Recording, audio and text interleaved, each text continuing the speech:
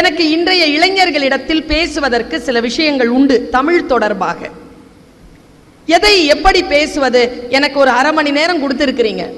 உங்களை மகிழ்விப்பதற்காக இலக்கிய காட்சிகளை சொல்லவா, அல்லது தமிழ் மொழியினுடைய மேன்மையை சொல்லவா? அதுதான் என் பணி. அதை மிக அழகாக நான் செய்வேன். நான் அதை செய்யத்தான் போகிறேன். அதற்கு முன்னால் உங்களிடத்தில் ஒரு விஷயத்தை சொல்லுகிறேன்.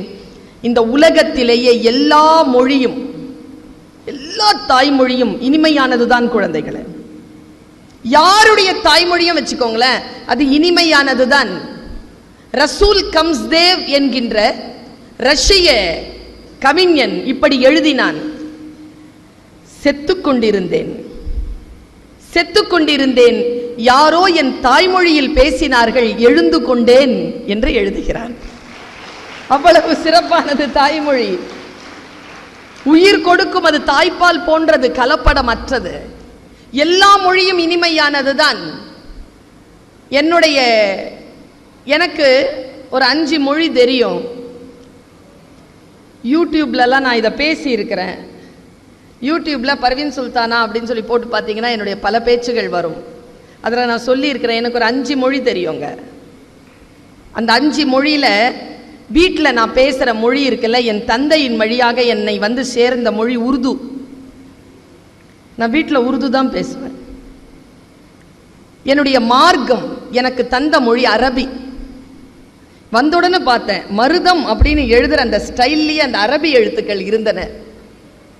எனக்கு அரபி தெரியும். அடுத்து இந்த தேசம் என் மீது திணித்த மொழி ஹிந்தி. எனக்கு ஹிந்தி தெரியும். இந்த உலகம் நான் பேசியே ஆக வேண்டும் என்று என் பயணங்களில் என்னை கட்டாயப்படுத்திய மொழி ஆங்கிலம். எனக்கு ஆங்கிலம் தெரியும்.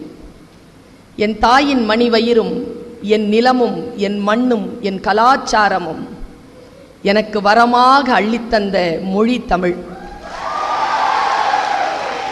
5 மொழிகளை தெரிந்து வைத்துக்கொண்டு நான் பேசுகிறேன். ஏதோ ஒரு மொழியை தெரிந்து அல்ல. உருதுவிலே முழுமையாக கவிதைகளை எழுதவும், கவிதைகளை சொல்லவும், கவிதைகளுக்கு வியாக்கியானம் தரவும் என்னால் முடியும். என் தகப்பனார் உருது கவிஞர். எனக்கு உருது தெரியும், எனக்கு ஆங்கிலம் தெரியும். இத்தனை மொழிகள் தெரிந்து கொண்டு நான் சொல்லுகிறேன், யாம் அறிந்த மொழிகளிலே தமிழ் மொழி போல் இனிதாவது எங்கும் காணும். எங்கேயுமே கிடையாதுங்க. உங்களுக்கு என்ன சிரமம் தெரியுமா? நீங்க சயின்ஸ் என்ன பண்றது? உங்க பிரின்சிபல் ஒரு வார்த்தை சொன்னாங்க என் பக்கத்துல உட்காந்துக்கிட்டு. உங்க அனுமதியோட சொல்றேன் மேடம். இதுங்கெல்லாம் கிளாஸ்ல உம்முன்னு இருக்கோம் மேடம். இப்ப பாருங்க இப்படி சிரிச்சிட்டு இருக்காங்க. இவர்கள் சொன்னார்கள், உம்முன்னு ஏன் தெரியுமா இருக்கிறோம்? சப்ஜெக்ட் படிக்கிறோம் பாருங்க. நான் ரொம்ப கொடுத்து வச்சவ. நான் சப்ஜெக்டையே தமிழா படிச்சவ. சப்ஜெக்டே தமிழ். எனக்கு தமிழ் லிட்ரேச்சர், தமிழ் லாங்குவேஜ். நீங்க சயின்ஸ், எனக்கு என்ன சந்தோஷம்னா, அறிவியலுக்கும் கலைக்கும் தொடர்பில்லை என்று சொல்லுவார்கள். கலைக்கும் அறிவியலுக்கும் தொடர்பில்லை என்று சொல்லுவார்கள். நான் உங்கள் மனங்களை பார்க்கிறேன். அந்த பெண் குழந்தைகள் அந்த புடவையை கட்டிக்கிட்டு அதை பிடிச்சிக்கிட்டு நடக்க தெரியாம நடந்து உள்ள வந்து வெளியில போய் இதுங்களாவது முயற்சி பண்ணுதுங்க. இந்த வேஷ்டி கட்டின பசங்க எழுந்தா என்ன ஆகுமோன்றதுனால நடக்கவே இல்லை, உட்கார்ந்துகிட்டே இருக்கிறோம். சேவா உட்கார்ந்து இருக்கிறோம்.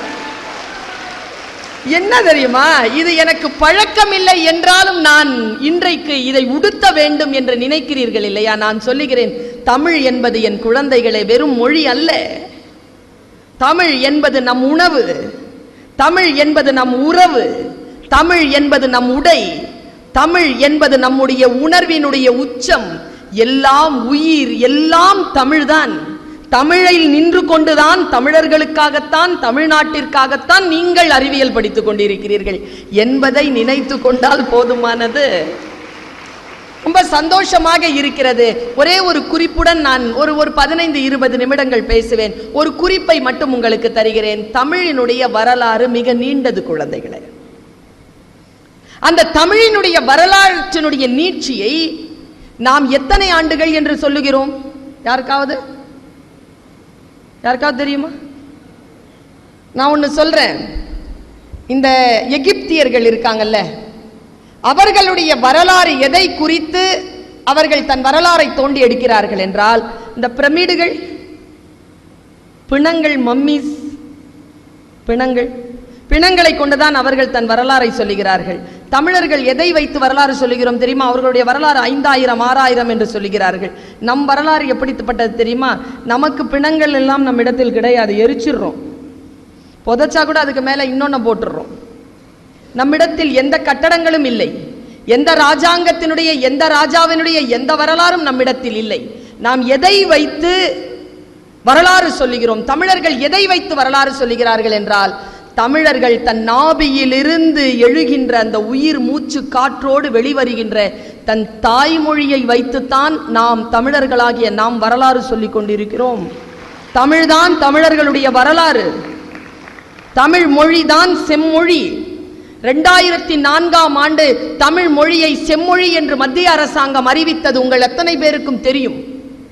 அதனுடைய 10 அமெண்ட்மெண்ட்ஸ்ல ஒரு அமெண்ட்மெண்ட் என்ன தெரியுமா?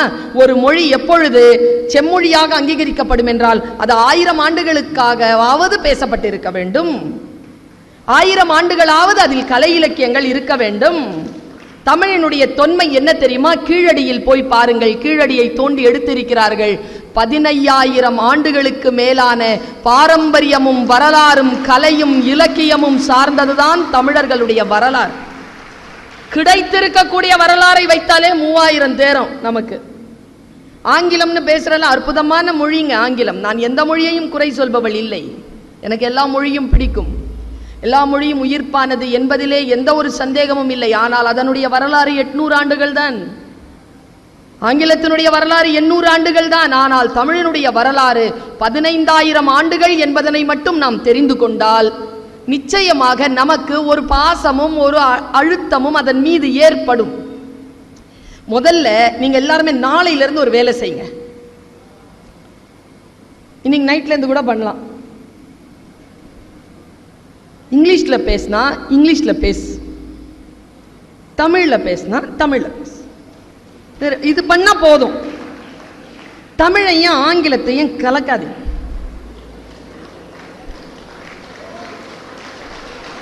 இந்த கலப்படத்துக்கு பேரே ஆங்கிலத்துல தான். அந்த கலப்படத்துக்கு என்னன்னு பேர் சொல்றான் சொல்லுக்க பாப்போம்.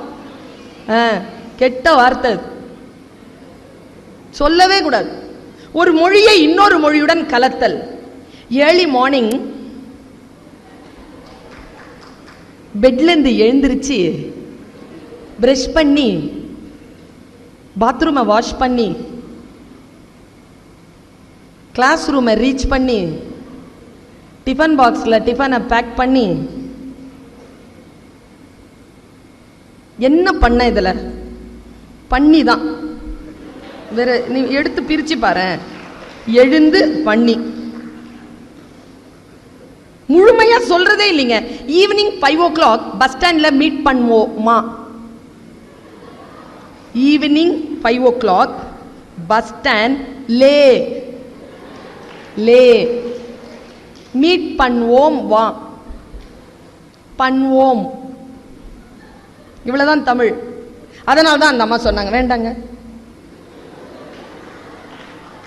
தண்ணி குடிக்கிற மாதிரியா பேசிட்டு இருக்கிறேன். தெரியல எனக்கு. அப்படியா இன்னும் கொஞ்சம் நல்லா பேசுவேன்னு கொடுக்குறாங்களோ என்ன? தமிழை முழுமையாக பேசுங்கள். நீங்க ஆங்கிலத்தையும் சுருக்கி கொண்டீர்கள் குழந்தைகளே. இப்ப என்ன SMS அப்படின்னா ஷார்ட் மெசேஜ் சர்வீஸ்.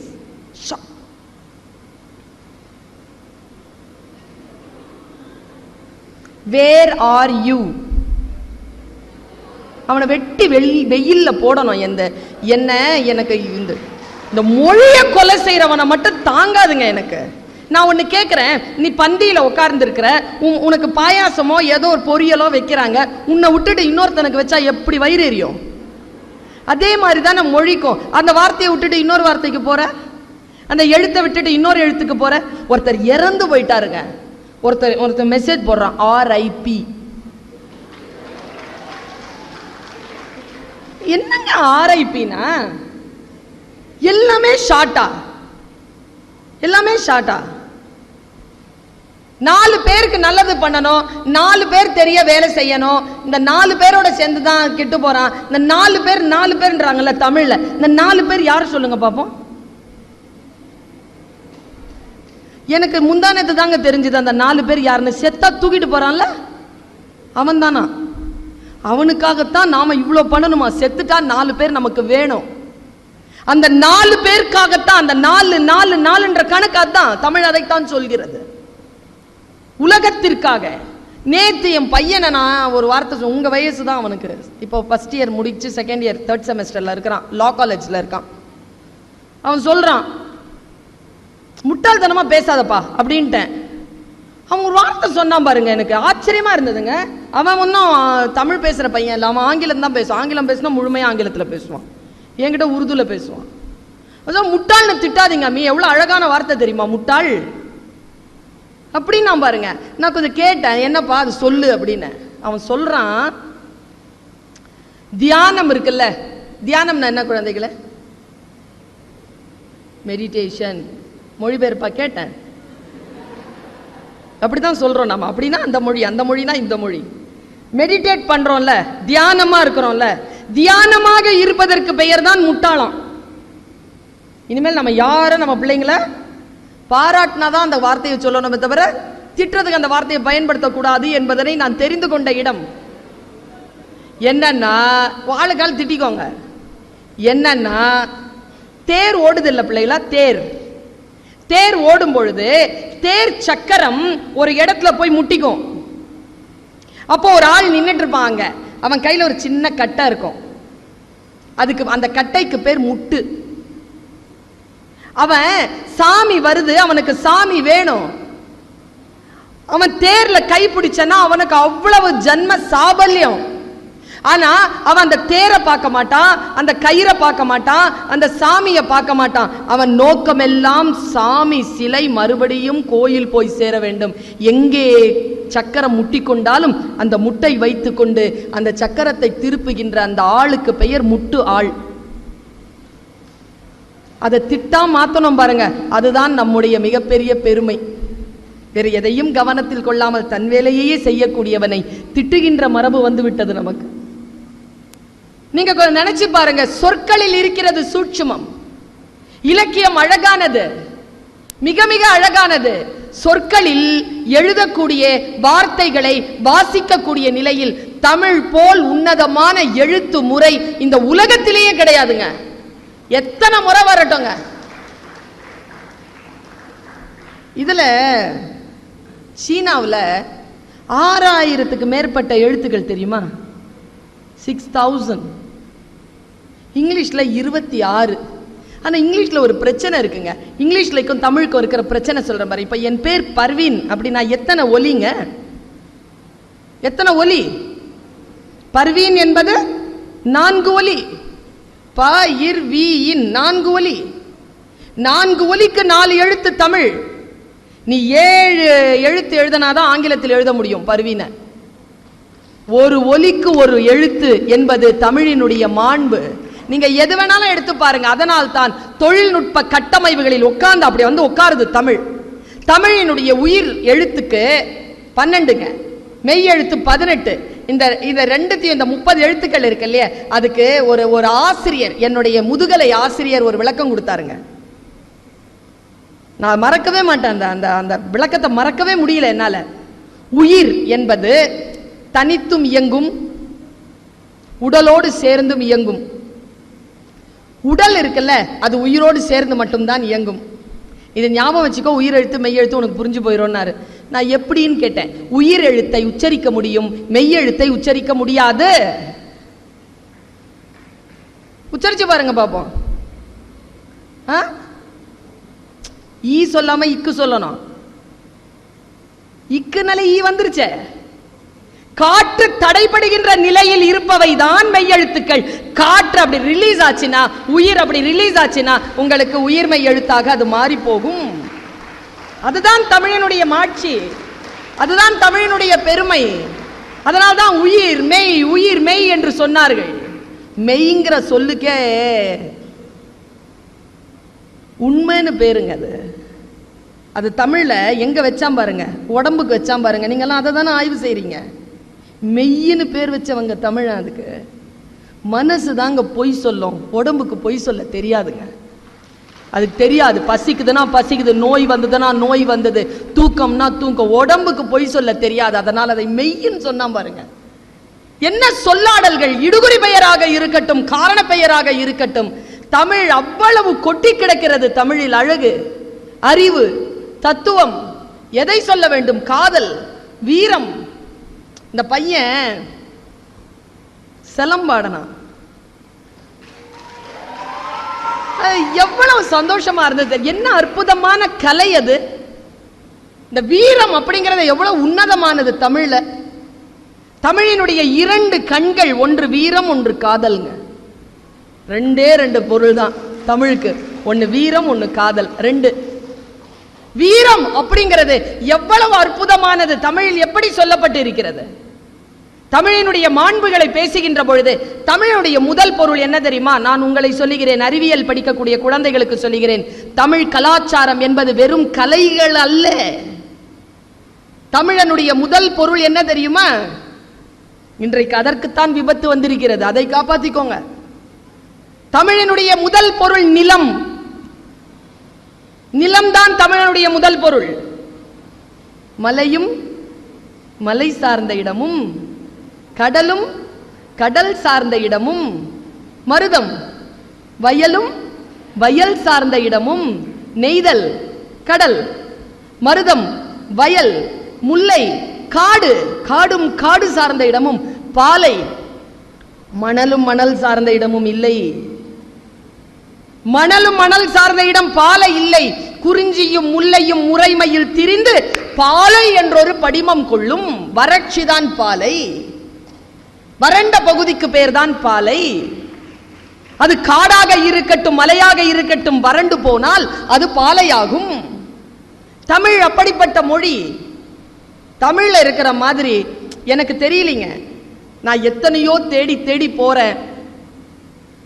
தமிழில் கிடைக்கக்கூடிய வீரம், நான் ஒரே ஒரு குறளை மட்டும் சொல்றேன். நான் ரொம்ப ரசிச்ச குறளுங்க. ஒரு காட்சி. இப்போ இந்த குழந்தைகள், இந்த முன்னால உட்கார்ந்து இருக்கிறார் ஐயா, இந்த காலத்திலலாம் போயிடுச்சிங்க. உங்க காலத்தில் என்ன தெரியுமா உங்களுக்கு சிக்கல்? உங்க மூளைக்குள்ள ஒரு கேமரா இருக்குங்க. அந்த கேமரா ஆஃப் ஆகி ஒரு 12-13 வருஷம் ஆச்சுங்க. எல்லாம் அடுத்தவன் காட்டுற காட்சியை இதில் பார்த்துட்டு, அடுத்தவன் காட்டுற காட்சியை பார்க்குறோம். மூளைக்குள்ள ஒரு இமேஜினேஷன் இருந்தது. இருக்கா இப்போ உங்களுக்கு இமேஜினேஷன்? அதனால தான் அவங்க சொன்னாங்க தமிழ் நூல்களை படியுங்கள், தீர்மானத்தில் 1. இமேஜினேஷன் வருமே. தாய்மொழியில் படிப்பதனால் கற்பனை திறன் அதிகரிக்குமே. ஐன்ஸ்டீன் சொல்லுகிறான், knowledge is more important but imagination is more than knowledge. Einstein. Imagine பண்ணணுமே. ஒரு புத்தகத்தை வாசிச்சா தானேங்க இமேஜினேஷன் வருது. டிவி பார்த்தா எங்க வருது? இந்த கொள்ளிக்கட்டையை முறைச்சிட்டு இருந்தா எங்க வருது? இல்லையே, கற்பனை போயிடுச்சே. மெசேஜே வந்திருக்காதுங்க. சும்மா பார்ப்பான். அந்த ரேப்பரை பார்க்கணும் அவனுக்கு, அவ்வளவுதான். ரேப்பர் மேனியான்னு பேர். இதுக்கு ரேப்பரை பார்த்துக்கணும். எவனாவது கூப்பிட்டுருப்பானோ, ஏதாவது மெசேஜ் வந்திருக்குமோ. நான் ஒன்று சொல்கிறேன், இப்போ உங்களுக்குலாம் இன்னொரு 5-6 வருஷத்தில் கல்யாணம் ஆகுமா? அவ்வளோ நாளான்னு கேட்குறியா? கல்யாணம் ஆகுமாம்மா?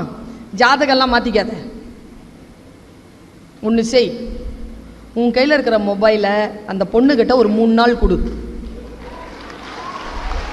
அந்த பொண்ணுடைய மொபைலை உங்ககிட்ட ஒரு 3 நாள் வச்சுக்கோ. உங்க 2 பேருக்குமே கெமிஸ்ட்ரி ஒர்க் அவுட் ஆச்சுன்னா கல்யாணம் பண்ணிக்கும். என்னங்க இது? தமிழை வாசியுங்கள். ஒழுக்கம் என்றால் என்ன? அழகு என்றால் என்ன? அன்பு என்றால் என்ன? ஆரோக்கியம் என்றால் என்ன என்று நமக்கு தெரிந்து போகின்ற மாட்சிமை கொண்ட மாண்பமைந்த பண்பாடு தமிழர் பண்பாடு. அதற்குள்ள நாம இல்ல.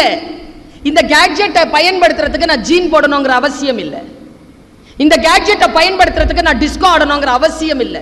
தொழில்நுட்பத்திற்கும் கலாச்சாரத்திற்கும் சம்பந்தம் இல்லை. என் கலாச்சாரத்தை நான் விட்டு கொடுக்க மாட்டேன் என்று சொல்லுவதற்கு பெயர்தான் மேன்மையான வளர்ச்சியாக இருக்க முடியும் என்பது என் கணிப்பு. நான் ஒரே ஒரு வீரம் மட்டும் சொல்றேன். தமிழனுடைய வீரம் வந்து இன்னைக்கு இருக்கக்கூடிய வீரம்லாம் இல்லைங்க. இன்னைக்கு ஆக்சிடென்ட்ல மேடம், ஒரு காலத்துல ஆக்சிடென்ட் ஆச்சுன்னா உதவி செய்வாங்க. இப்போ செல்ஃபி எடுக்கிறான். ஆக்சிடென்ட் ஆகி கிடக்கிறத செல்ஃபி எடுக்கிறான். இன்னைக்கு ஒரு ஆள் சோடா சோடான்னு கத்துனான். சோடா வாங்கிட்டு வந்து கொடுத்தாங்க. அடிப்பட்டவனுக்கு கொடுக்கல, அவன் குடிக்கிறான். எனக்கு ரத்தத்தை பார்த்தா படபடப்பாயிடும் அப்படின்ட்டு. உதவி செய்பவர்கள் இல்லை. என் காலத்திலும் ஐயா காலத்திலும் யாராவது 2 பேர் சண்டை போட்டுட்டு இருந்தா உள்ள புகுந்து விளக்க மாட்டேன். விளக்க மாட்டோம். இன்னைக்கு விளக்குறோமா? இல்ல. இன்றைய கலாச்சாரம் மாறி போனது. வீரம் என்கின்ற விஷயம் மாறி போனது. உங்க மனசு அப்படி திருப்பி போடுற மாதிரி. இன்னைக்கு காலையில விகடன்ல ஒரு விஷயம் படிச்சேங்க. 10 செகண்ட் கதை. 10 செகண்ட் கதை தமிழ்ல. நீ ஆங்கிலத்துலலாம் இந்த உணர்வை எழுதவே முடியாது. ஹிந்தியில கூட எழுத முடியாது. வேற மாதிரியா தான் எழுதணும். மலையாளத்துல கூட முடியாதுன்னு நினைக்கிறேன் நான். தமிழர்களுடைய நிலம் மருதம். மருத நிலத்திற்கு சொந்தக்காரர்கள் நாம். இந்த மருத நிலம் இருக்குல்ல, வயல், அதை பத்தி ஒரு சின்ன 10 செகண்ட் 4 வரியில முடிஞ்சது. தன் பாரம்பரிய வயலை விற்று தாத்தா வாங்கிய புது காரில் தான் சாகும் வரை ஏறவே இல்லை பாட்டி. இது ஒரு கதைங்க. மனசை ஒண்ணுமில்லாம ஆக்கிருச்சுங்க. காலையில இருந்து நான் அதுக்குள்ளேயே இருக்கிறேன். காசு, பணம், வசதி, வாய்ப்புகள் அடுத்தவர்களுக்கு காட்டக்கூடிய விஷயம் கிடையாதுங்க. மரபு என்பது உள் நிறைந்தது, ஆரோக்கியமானது, அன்பானது. அன்பு என்பது புத்திசாலித்தனமானது, வன்முறை முட்டாள்தனமானது. வீரம் என்பது அன்பு சார்ந்தது. தெரியுமா உங்களுக்கு? தமிழ் மரபிலே அன்பு என்பது வீரம் சார்ந்தது. வீரம் என்பது அன்பு சார்ந்தது. எழுதி வச்சுக்கோங்க. இப்ப நான் வெளியில போறேன், ஒரு 10 நிமிஷம் தான் உங்ககிட்ட பேசியிருந்தாலும் ஒரு அம்மா ஸ்தானத்துல ஒரு பாசம் வருமா இல்லையா உனக்கு? யாரோ என்ன ஏதோ அடிக்கிறதுக்கோ ஏதோ கிண்டல் பண்றதுக்கோ வராங்க, நீ மறிக்க மாட்ட, போய் இப்படி நிக்க மாட்ட. அப்ப அன்பு வீரம் சார்ந்தது தானே. அன்பு வந்து அறம் சார்ந்தது தானே. தமிழனுடைய மரபு அறம் என்பது அன்பிற்கு, அறத்திற்கே அன்பு சார்பு என்பர் அறியார், மரத்திற்கும் அகுதே துணை. வள்ளுவம். மரத்திற்கும் அகுதே துணை, வீரத்திற்கும் அன்புதான் என்று பேசுகிறது வள்ளுவம். நான் ஒரு காட்சியை சொல்றேன். நீங்க கேமரா, மைண்ட்ல இருக்கிற ஒரு கேமரா ஆன் பண்ணுங்க. நான் ஒரு காட்சியை சொல்றேன். போர்க்களம். வீரத்தை சொல்றேன், காதலை சொல்றேன். டைம் முடிஞ்சிரும்னு நினைக்கிறேன். எனக்கு அப்படி உட்கார்ந்துட்டு இருக்கான். சங்கு ஒலிச்சிருச்சு. களத்துல குதிக்கிறான். யாரு? நம்ம வீரன். குதிச்சுட்டு அவன் கையில வேல் இருக்கு. இது குறள்ங்க. குறள்ல இருக்கிற ஒரு காட்சி. இந்த SRM ஃபிலிம் டெக்னாலஜி காலேஜ் இருக்குல்ல, காட்சிப்படுத்தலும் கதை சொல்லுதலும்க்கு நான் தான் வந்து சிலபஸ் டிசைனர். சிலபஸ் டிசைன் பண்ணி கொடுத்துருக்கேன் அவங்களுக்கு, ஃபிலிம் டெக்னாலஜி பிள்ளைகளுக்கு.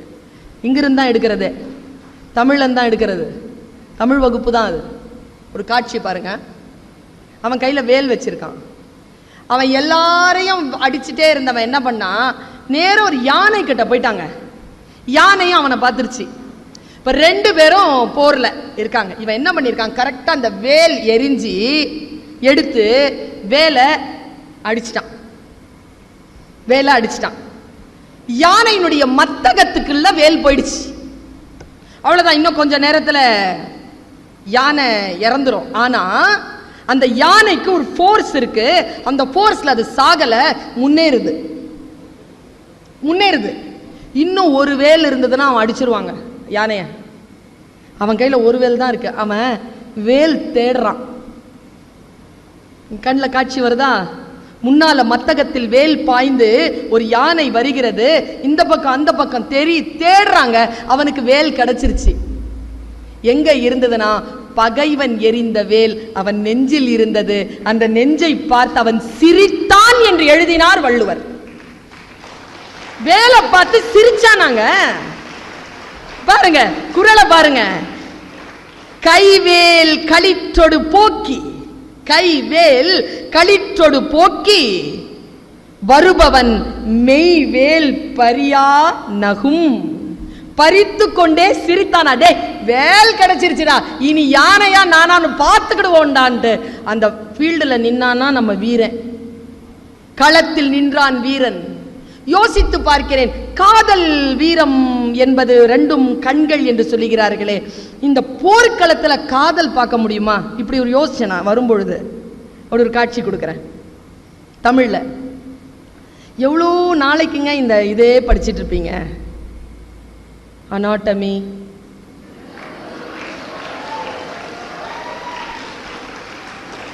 கெமிஸ்ட்ரி, ஆர்கானிக் கெமிஸ்ட்ரி,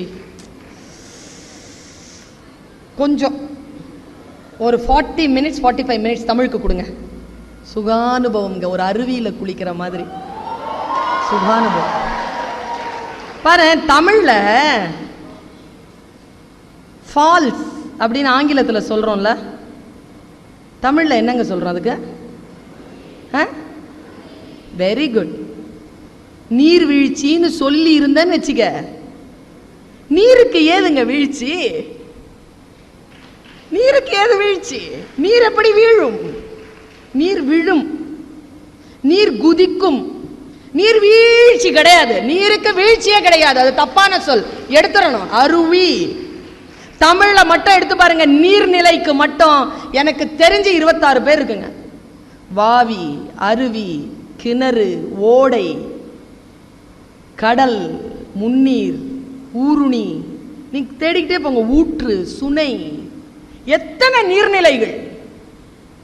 அந்த நீர்நிலைகளினுடைய அந்த அழகு அருமையான மனதை மலர்த்தி காட்டுகின்ற பூங்க பூ. நான் எனக்கு உணர்ச்சிகள் மோதுகிறது, நான் தடுமாறுகிறேன். இங்கிலீஷ்ல என்னன்னு சொல்வேன் நீ பூவை?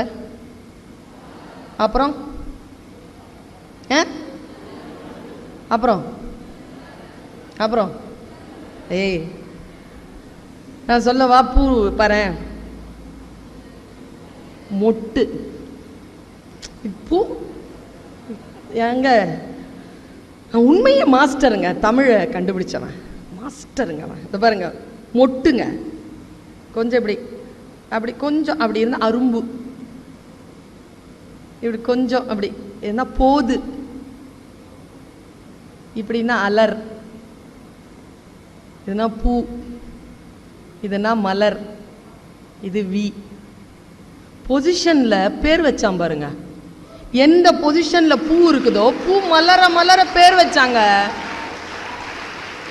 பூ மலரத யாராவது பார்த்திருக்கோமா? மலர மலர பேர் வைக்கிறானே இவன், மலர மலர பேர் வைக்கிறான். பெண்கள் வளர வளர பேர் வைக்கிறான். பேதை, பெதும்பை, மங்கை, மடந்தை, அறிவை, தெரிவை, பேர் இளம்பெண். கடைசியா முடிச்சாம்பார். பொண்ணுகிட்ட வயசை கேட்க கூடாதுன்னு சொல்றோமா இல்லையா? பேர் இளம்பெண். ஆம்பளைங்களுக்கும் இருக்கு, 7 பருவம் இருக்கு, ஆண்களுக்கும் இருக்கு, பெண்களுக்கும் இருக்கு. பாருங்க, நான் தொட்டு விட்ட இடத்துல இது தொடர்கிறேன். போர்க்களத்தில் ஒரு காதல் காட்சி, இந்த கலவரத்திலையும் ஒரு கிளுகிளுப்பு. போர்க்களங்க. கேமரா ஆன் பண்ணுங்க.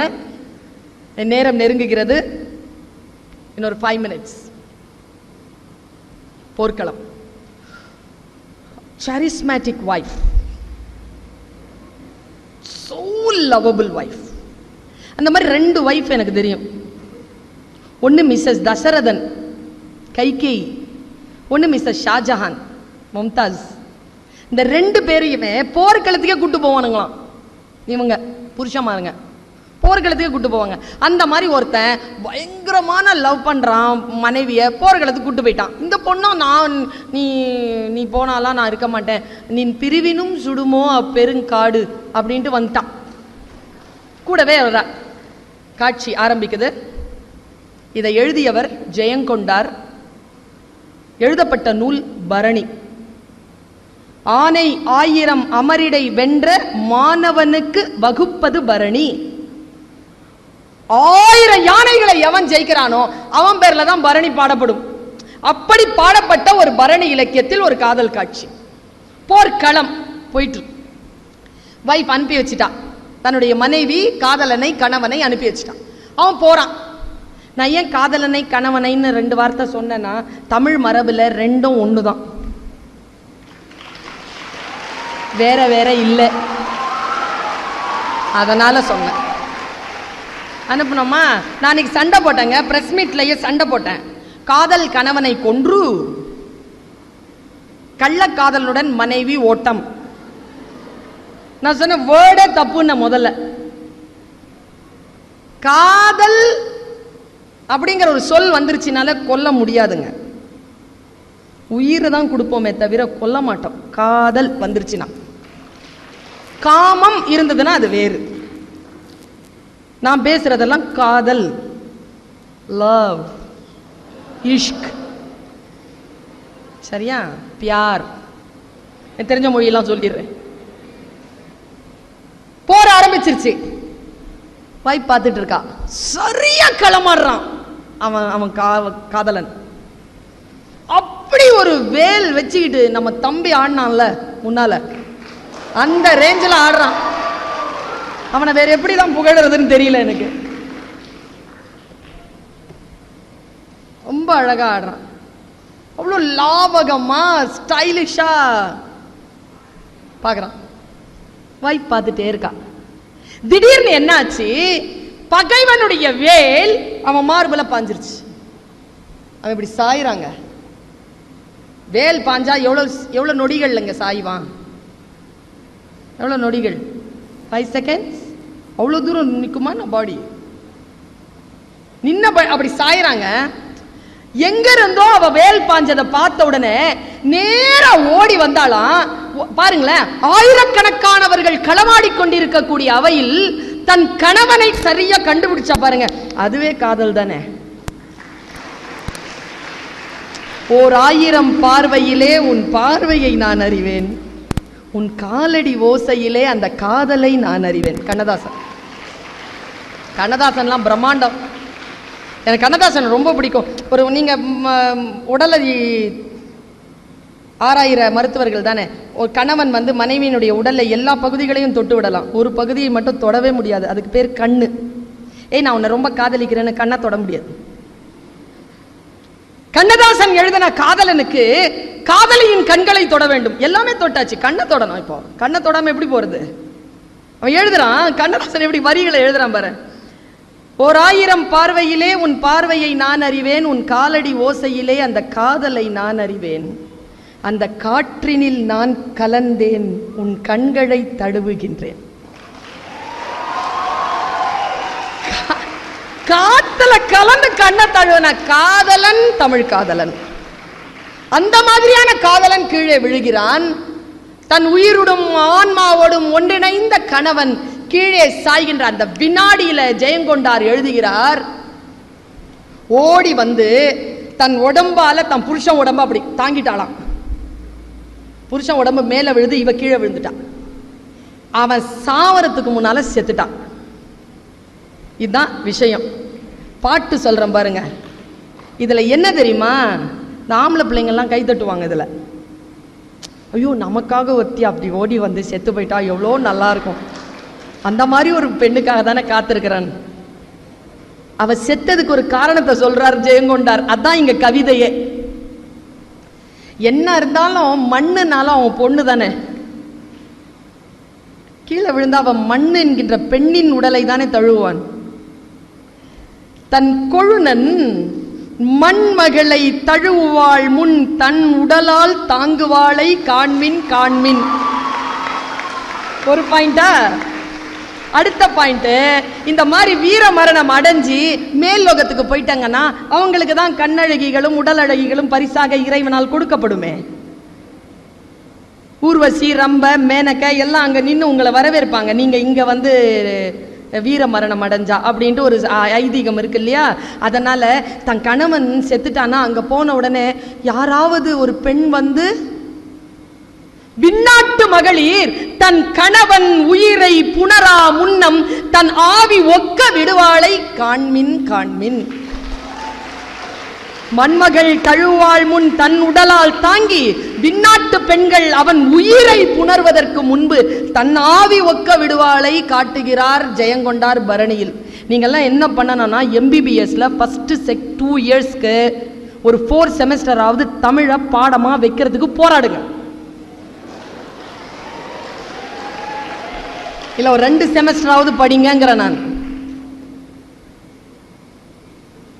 5 வருஷம் படிச்சு என்ன பண்ண போறீங்க? அவ்வளோ நோய் இருக்குது. நீங்க கொஞ்சம் நலமடையணும்னு சொன்னா ஒரு 2 செமஸ்டராவது மொழி படிங்க, தமிழ் மொழி படிங்க. இல்லைன்னா ஒன்று செய்யுங்க, லீவ் போட்டுட்டு என் கிளாஸ் அட்டன் பண்ணுங்க. நான் இப்படி தான் எடுப்பேன் கிளாஸை. என் கிளாஸ்ல யாரும் ஃபெயில் ஆகிறது கிடையாது. 2 கவிதை மட்டும் சொல்லிட்டு போறேன் மேடம். 2 கவிதை, ரொம்ப மனசுக்கு பிடிச்ச கவிதை. 2 கவிதையும் உங்களை மாதிரி ஒரு பையன் எழுதின கவிதை. எனக்கு நான் ஸ்கூலுக்கு காலேஜ் போகிறதுக்கு முன்னால் ஸ்கூல் போயிருந்தேன். உங்களை சொல்கிறேன் பாருங்களேன், உங்களுக்கெல்லாம் கவிதை வரும், அது வயசு கோளாறுல வரும். ஃபஸ்ட்டு எழுதுங்கிற நான் தப்பில்லை. யாராவது படித்தா கிண்டல் பண்ணுவாங்க நம்மளை. உன் பாதம் பட்ட இடத்தில் நான் சாதம் போட்டு சாப்பிடுவேன், அப்படிதான் ஃபஸ்ட்டு வரும். தப்பில்லைங்கிற நான் எழுதிரு. தட்டி பார்த்தேன் கொட்டாங்குச்சி, கீழே பார்த்தேன் கற்பாம்பூச்சி, எடுத்து பார்த்தேன் செத்து போச்சு, கீழே விட்டா ஓடி போச்சு. எழுதுங்கிற. கிண்டலா வந்தாலும் எழுது. எழுத்து நல்லது, அது ரிஃபைன் ஆகும், போக போக ரிஃபைன் ஆகும். என் கிளாஸ்ல 9th ஸ்டாண்டர்ட் பாய்ங்க, நான் இது பல மேடைகளில் சொல்லியிருக்கேன், இந்த குழந்தைகளுக்கு அது புதுசுங்கிறதுனால சொல்கிறேன். நான் MA முடிச்சுட்டு ஃப்ரெஷ் கிராஜுவேட். எனக்கு வந்து ஒரு 3 மாதம் ஸ்கூல் டீச்சராக இருக்கிறதுக்கு வேலைக்கு வாய்ப்பு கிடைச்சிதுங்க. நான் கொஞ்சம் வறுமையில் இருந்தவ, எனக்கு என் பெட்ரோலுக்கு காசு வேணும். அதனால் நான் காலேஜில் யூனிவர்சிட்டியில் பர்மிஷன் வாங்கிட்டு இங்கே போய் ஜாயின் பண்ணேங்க. MA ஃப்ரெஷ் கிராஜுவேட்னா 4th இயர் 5th இயர் படிக்கிற ஒரு வயசு எனக்கு. சரின்னு போய் உட்காந்தேன். டிபார்ட்மெண்ட்டில் சரியான வரவேற்பு இல்லை ஸ்கூலில், ஏன்னா புது ஆள் வந்திருக்கு உள்ளன்னு. 3 மாதம் இருக்க போகிறேன் வேற. அது ஆட்டிடியூட் காட்டுவாங்கல்ல, இங்கெல்லாம் இப்படின்னு தெரில, அங்கே காட்டுவாங்க, பயங்கரமாக காட்டுவாங்க. நான் சரின்னு உட்காந்துட்டு இருந்தேன். எல்லாரும் போயிட்டாங்க, எனக்கு கிளாஸ் இல்லை. ஒரு நல்ல வளர்த்தியான ஒரு பையங்க, வளர்த்தியான ஒரு பையன் அப்படியே போனான், கிராஸ் பண்ணான், நின்று இப்படி பின்னால் வந்தான் பாருங்க. வந்து இப்படி பார்த்தான். எவ்வளோ பயமாக இருக்கும் தெரியுமா? அப்போது திக்குன்னுச்சு எனக்கு. சரி நம்ம போயிட்டான். மறுபடி இப்படி கொஞ்ச நேரம் பார்த்துட்டு போயிட்டான். அப்புறம் அவன் கிளாஸில் போனால் அவன் இருக்கிறான் பின்னால். நான் அறத்துப்பால் நடத்திட்டு இருக்கிறேன். பின்னால் உட்காந்து குடு குடு குடுக்குன்னு ஏதோ எழுதுறான். நான் இப்படி பேசினா இப்படி இருக்கணும் அவை. யாராவது ஏதாவது குனிஞ்சு ஏதாவது வேலை செஞ்சால் கண்டுபிடிச்சிருவேன். இருக்கக்கூடாது அப்படி. என் கிளாஸ் அப்படி இருக்காது. அப்படி தீப்பத்தி போட்டால் அப்படி பற்றி எரியும், குப்புன்னு எரியும், அப்படி இருக்கும் கிளாஸ். அப்படி பார்த்துட்டே இருக்கிறேன். அவன் குடு குடு குடு குடுன்னு ஏதோ எழுதுறான்.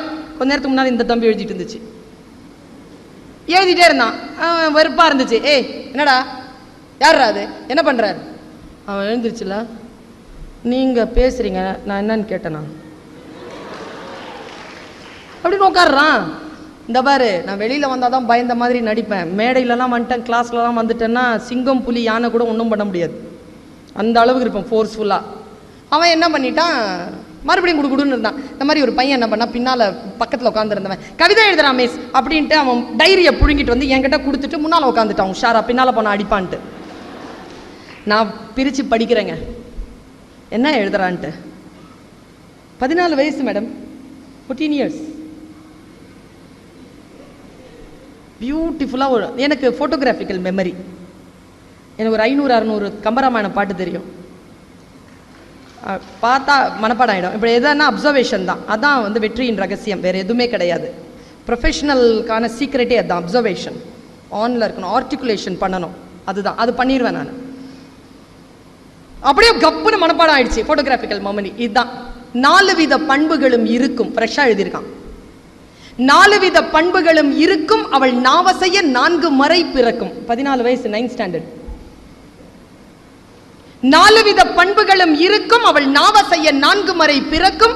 விழி சந்திரனோ சூரியனோ என்று தினம் மையமெழ கண்களிலே ஜாடை பல தெரிக்கும், உடல் சிலிர்க்கும். அன்றொரு நாள் பெண்ணவளை பார்த்தேன், அன்றொரு நாள் பெண்ணவளை பார்த்தேன், அந்த பெண் அழகை கண்டு மனம் வேர்த்தேன். இன்னிசை வெண்பா டேஷ் போட்டு அட அட பீடி வாங்க காசு இல்லை பென்சு வண்டி யோசனையா என்று மனம் சொன்னவுடன் மறந்தேன் உடனே இறந்தேன் என்று எழுது. எனக்கு எங்கிருந்து தான் கலவரமாச்சுன்னு தெரியல. புத்தி நேரம் திருக்குறள் எல்லாம் அப்புறமா பார்த்துக்கலாம் மூடி. ஏய் வெள்ளவான், நீ நம்ம ஜாதிக்கார பயலா இருக்கிற, கவிதை எழுதுற, சொல்லு என்னது என்னது இது? மேஸ் தந்துருங்க மேஸ், இன்னைக்கு தான் நீங்கள் வந்திருக்கிறீங்க, உங்களை காலையில் தான் நான் பார்த்தேன், கொடுத்துருங்க. என்னை பற்றி உங்களுக்கு தெரியாதே. எல்லாம் தெரியும். யாரா இது? என்னது இது? மேஸ் I am a bad boy அப்படின்னு நான் பாரு. நானும் பாய் தான். சொல்லு, எது கேட்குறீங்க? சூப்பரா இருக்குடா, குழந்தை மாதிரி ஆனாம் பாருங்க சட்டுன்னு. நிஜமாவா மிஸ் அப்படின்னா? ஆமாடா சூப்பரா இருக்குடா. யாருக்கிட்டையும் சொல்ல மாட்டீங்களே? சொல்ல மாட்டேன்டா. பிரின்சிபல் கிட்ட போட்டு கொடுக்க மாட்டீங்களே? போட்டு கொடுக்க மாட்டேன்டா. பேர் சுஜாதா மிஸ் +2. சொன்னா சார், நான் சொன்னேன் எப்படிடா +2ங்கிற, நீ 9th ஸ்டாண்டர்ட் இருக்க. நான் 3 வருஷம் ஃபெயில் மிஸ். பாரு, அந்த ஞாபகத்தில் இவன் ஃபெயில் ஆகிருக்கிறான். அவனை வழிபடுத்துறதுக்கு யாரும் இல்லை, மொழியை அவனை சரி செய்வதற்கு நல்ல ஆசிரியர் இல்லை. நான் சொன்னேன், இந்த பொண்ணெல்லாம் தூக்கி வை, அது ஒரு இன்ஸ்பிரேஷனாக வச்சுக்கோ. இந்த கவிதை உன்ன மாதிரி யாருக்கும் வராதரா. எழுதுறியா? எனக்கு எழுத வருது மிஸ், ஆனால் எனக்கு சரியாக தெரியல மிஸ், நீங்கள் சொல்லி தரீங்களா? மிஸ் என்னோடலாம் நின்று பேசாதீங்க, உங்களுக்கு கெட்டதுன்னு சொல்லிடுவாங்க, நீங்கள் சொல்லுங்கள், நான் ஏதாவது ஒரு இடத்துல வந்து உங்ககிட்ட பேசுகிறேன். ஒன்றும் இல்லை, நீ ஸ்டாஃப் ரூம்க்கே வந்து பேசு. ஸ்டாஃப் ரூம்க்கெல்லாம் வந்து பேசுடா, நான் பார்க்குறேன், வந்து பேசு.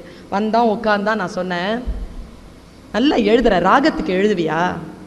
தெரியாது மிஸ். தத்தகாரம் போடுறேன், எழுதுவியா? தெரியாத மிஸ். நான் சொல்லித்தரேன், எழுதுவியா? எழுதுற மிஸ். எழுதுனா நீங்கள் எனக்கு என்ன தருவீங்க அப்படின்றான். இந்த குழந்தை இல்லை, உனக்கு என்னடா வேணும்? அவன் என்ன தெரியுமா அங்கே கேட்டான்? பாரதிதாசன் கவிதைகள் கேட்டாங்க. 9th ஸ்டாண்டர்ட் பாய் என்கிட்ட கேட்டது பாரதிதாசன் கவிதைகள். வாங்கி தரேன்டா, உனக்கு வாங்கி தரேன். சுந்தரராமசாமியின் புளியமும் மரத்தின் கதை இருக்கு, அதையும் படி, அதையும் வாங்கி தரேன்னு சொன்னேன். என்னன்னு தெரியாது மிஸ். படி, வாசிப்பு பழக்கத்தை வச்சுக்கோ. உங்களுக்கு இன்னைக்கு சொல்றேன், நூல்னு பேர் வச்சான் பார் தமிழன் புக்குக்கு. ஏன் யோசிச்சு பார்த்துருக்கீங்களா? வலம்புரி ஜான் சொன்னாரு, காதுகள் என்கின்ற இந்த துளைகளில் நல்ல நூல் நுழைந்தால் என்ன நடக்கும் அப்படிங்கிறத சொல்றதுக்கு சொல்றார். ஊசியின் காதுகளில் நூல் நுழைந்தால் அது ஆடையின் கிழிசல்களை தைக்கும். நல்ல காதுகள் என்கின்ற இந்த துளைகளில் நல்ல நூல்கள் நுழைந்தால் இதயத்தில் இருக்கக்கூடிய கிழிசல்கள் தைக்க உதவும். அதனால் நூல் என்று பெயர் வைத்தான் தமிழன். நூல் வாசிக்கணுங்க. ஒரு நூலுக்கு நாம் செய்யக்கூடிய ஆகப்பெரிய அவமரியாதை அதை வாசிக்காமல் இருப்பதுதான். இதுவரைக்கும் நீங்கள் எந்த நூலையும் காசு கொடுத்து வாங்கியதே கிடையாது. வாங்கியது எல்லாம் காகித கூலியும் அச்சுக்கூலியும் தவிர எந்த நூலையும் காசு கொடுத்து உங்களால் வாங்கிவிடவே முடியாது. சிந்தனைகளை எப்படி பணம் கொடுத்து வாங்க முடியும்? அவ்வளவு உயர்ந்தது புத்தகங்கள். அவன் புத்தகத்தை கேட்டான், தரேன்டான. எப்படி மிஸ் எழுதுறது? ஒரு பாட்டு சொல்றேன்டா, எழுது நீ. தான தனந்தன தான தனந்தன தானா தன தான தனந்தன தான தனந்தன தானா. தெரியல மிஸ். சரி, இப்படி சொல்றேன், அந்த வயசு பையனுக்கு புரியுற மாதிரி. அவ வானத்து நிலாவை வளைச்சி போட்டு வச்சிருக்கா பொட்டு. அவ வானத்து நிலாவை வளைச்சி போட்டு வச்சிருக்கா பொட்டு, அது அத்தா மனசை தொட்டு. இவ்வளவுதான் கவிதை. எழுதுவியான்னு? விட்டுருங்க மிஸ், நான் எழுதிக்கிறேன்ட்டான். விட்டுருங்க நான் எழுதிக்கிறேன்ட்டான். எழுதிட்டு வந்தாங்க. அதை சொல்லிட்டு நான் முடிவு நான் போறேன். எழுதுங்க குழந்தைகளை, படியுங்க, எழுதுங்க. உங்களுக்கு என்று ஒரு உலகத்தை உருவாக்கி கொள்ளுங்கள். ரொம்ப நேரம் ஃப்ரெண்ட்ஸோடையே இருக்காதீங்க. தனிமையில் புத்தகத்தோடு இருங்கள், வாசிங்க. ரொம்ப அற்புதமான ஒரு ஃபீல். வகுப்பறைகளில் இருந்து வெளியேறி நூலகங்களில் உங்களுடைய துறை சார்ந்த நூல்களை மட்டும் வாசிக்காமல் இலக்கியங்களை வாசித்து அதில் கொஞ்ச நேரம் அப்படி இளைப்பாரி கொண்டு வாருங்கள். அது உங்களுக்கு ஆயுளை கூட்டி தரும், உங்களுக்கு சக்தி நிலையை கூட்டி தரும். நான் சொல்லுகிறேன். அவன் குழந்தை வந்து அடுத்த நாள் டைரி கொடுத்தான், எழுதியிருந்தாங்க. அதுவும் எனக்கு போட்டோகிராஃபிக்கல் மெமரி, அப்படியே சொல்றேன். கண்ணுக்குள்ளி இருக்கு காவேரி போல காத்து இருக்கும் பொண்ணே. அந்த பொண்ணை பத்தி தான் எழுதியிருக்கிறான். அவனால அங்கிருந்து வெளியில ஏற முடியல, அவனுக்கு இன்னும் பயிற்சி தேவை. நான் சொன்ன வானத்து நிலாவை வளைச்சு போட்டு வச்சிருக்கா பொட்டு. அவன் சொல்றான் கண்ணுக்குள்ளி இருக்கு காவேரி போல காத்து இருக்கும் பொண்ணே. அப்ப காவேரி வரல. பிரச்சனை, காவிரி பிரச்சனை தலை விரிச்சு ஆடுற நேரம் அவன் எழுதுறான், கண்ணுக்குள்ளிருக்கு காவிரி போல காத்திருக்கும் பொண்ணே, பக்கம் ஓடிவாடி என் கண்ணே, நான் காத்து காத்து நின்னு மனசு வாடி போச்சு ஏங்கி என்னை வாட்டுவதேனோ பாங்கி. பாங்கினா தோழி, சங்க இலக்கியங்கள்ல அவனுக்குள்ள இருக்குங்க வார்த்தைகள். பெய்யும் மழையில மின்னல போல முகத்தை நீயும் காட்டி என் உசுர கொஞ்சம் வாட்டி, நான் செத்து செத்து பொழைக்க நீயும் போகிறியே நில்லு, என்னை கொல்லுவதேன்னு சொல்லு. நீ ஓடக்கரையில வளைஞ்சு நெளிஞ்சு நடக்க அழக பார்த்து இந்த அன்னசில் இருக்குது வேத்து, வழி போகும்போது நின்னு முகத்தை நீயும் கொஞ்சம் காட்டு, இந்த உசுரை இன்னும் வாட்டு.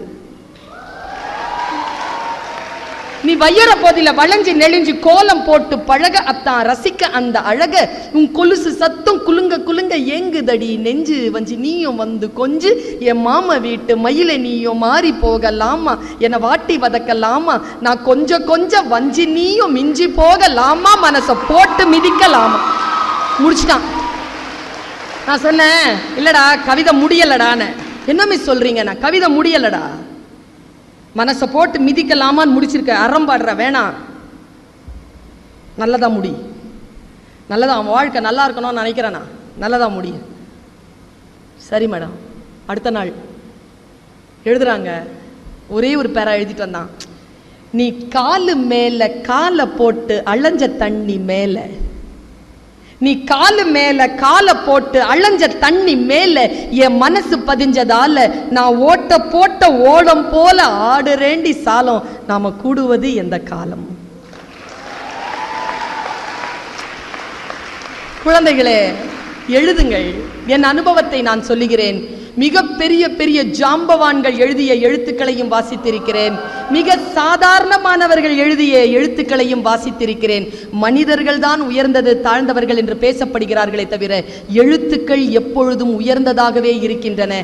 அந்த உயர்ந்த எழுத்துக்களை கைவசப்படக்கூடிய வாய்ப்பும் பாக்கியமும் ஆசீர்வாதமும் உங்களுக்கு கிடைக்க வேண்டும் என்கின்ற வேட்கையோடு உங்கள் அத்துணை பேருக்கும்